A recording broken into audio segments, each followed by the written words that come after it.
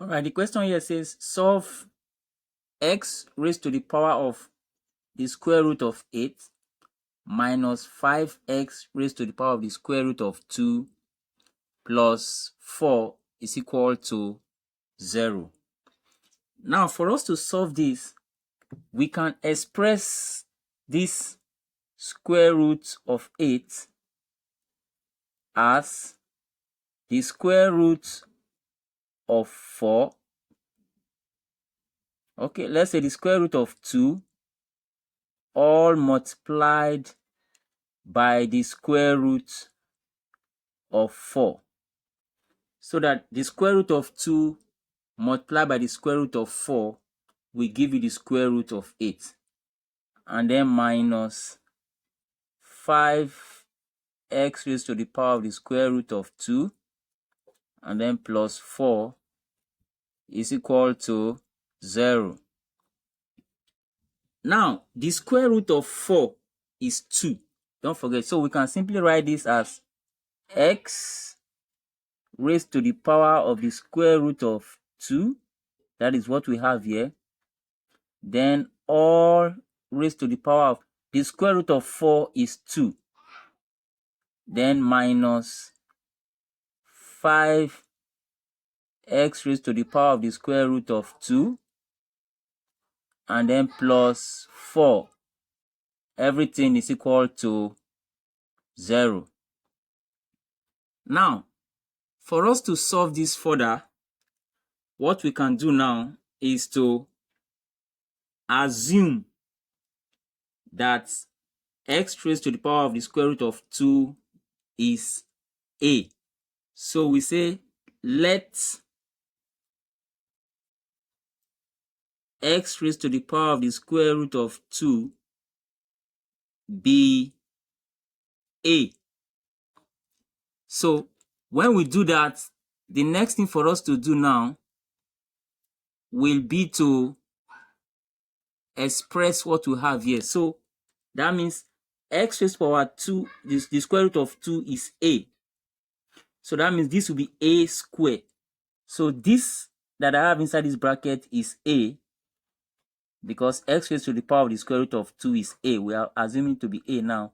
And then all squared. So I'm going to say a squared, then minus x raised to the power of the square root of 2 is a. So I'm going to say minus 5a, and then plus 4 is equal to 0. Now, this is a quadratic equation. This is a quadratic equation. So for us to solve this quadratic equation, we can simply open up bracket like this, put a here, open up bracket, open another bracket, take a because we are looking for a, and then close the bracket. Everything is equal to 0. So we want to factor this quadratic equation. So in order to factor the quadratic equation, we look for two numbers such that their product is 4, positive 4, and their sum is negative 5. So two numbers that when we multiply them, we have positive 4, and when we add them, it's going to give us negative 5. Those two numbers will be minus 4 and minus 1. So negative 4 multiplied by negative 1 will give us positive 4. And then negative 4 added to negative 1 will give us negative 5. So in order to solve this quadratic equation now, we simply equate each of the brackets to 0. So we are going to say a minus 4 is equal to 0. And that gives us a is equal to, when this negative 4 goes to that side, it becomes positive 4. Or a minus 1 is equal to 0. And then we have a is equal to positive 1. So we now have the values of a as 4 and the value of a as 1. So, but don't forget that, recall that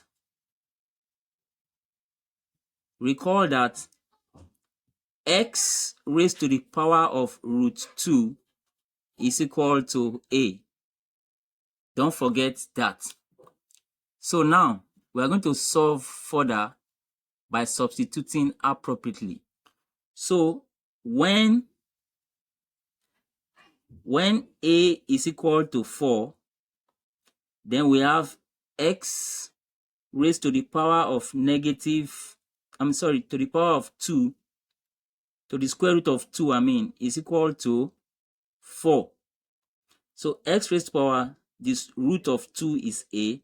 So if a is 4, that means x raised to the power of the root of 2 is equal to 4. So for us to solve this now, we're going to make the power of x to become 1. In order to make the power of x to become 1, what you simply need to do is to say the square root of 2 all raised to the power of the square root of 2. Sorry, in order to remove the root sign, we multiply it by itself. So this is the root 2. So to make the root sign to disappear, we multiply it by itself. That is the root of 2 multiplied by the root of 2, so that the root sign will disappear. And then that will be equal to 4. Whatever we have done to this left-hand side of an equation, we also do it to the right side of the equation. So 4 raised to the power of root 2. Root 2 multiplied by root 2 will simply be 2. So I have x squared, because root 2 multiplied by root 2 will give me 2. And that will be equal to 4 raised to the power of root 2. Now, from our calculator now, if you take 4 raised to the power of the square root of 2 from our calculator, it's going to give you 7.103. 4 raised to the power of root 2 will give you 7.103. And then, don't forget, 4 raised to the power of root 2 will give us 7.10. So x squared now will be 7.103, because 4 raised to the power of root 2 is 7.103. Now the next thing for us to do is to take the square root of both sides in order to get x. So x will be equal to the square root of 7.103. The square root of x squared is x. So we take the square root of this side. So taking the square root of both sides give us x on this side is equal to the square root of what we have on this side. So if we press our calculator, the square root of 7.103 will give us 2.67. So that is one solution to x. Now, don't forget that we have two solutions that we are dealing with. So the second one is when x is equal to 1. Don't forget, from our previous solution, we have, when a is equal to 1, we have two solutions. A is equal to 4 and a is equal to 1. So we are going to say when a is equal to 1 now, this should be a. When a is equal to 1, then we have x raised to the power of root 2 is equal to 1.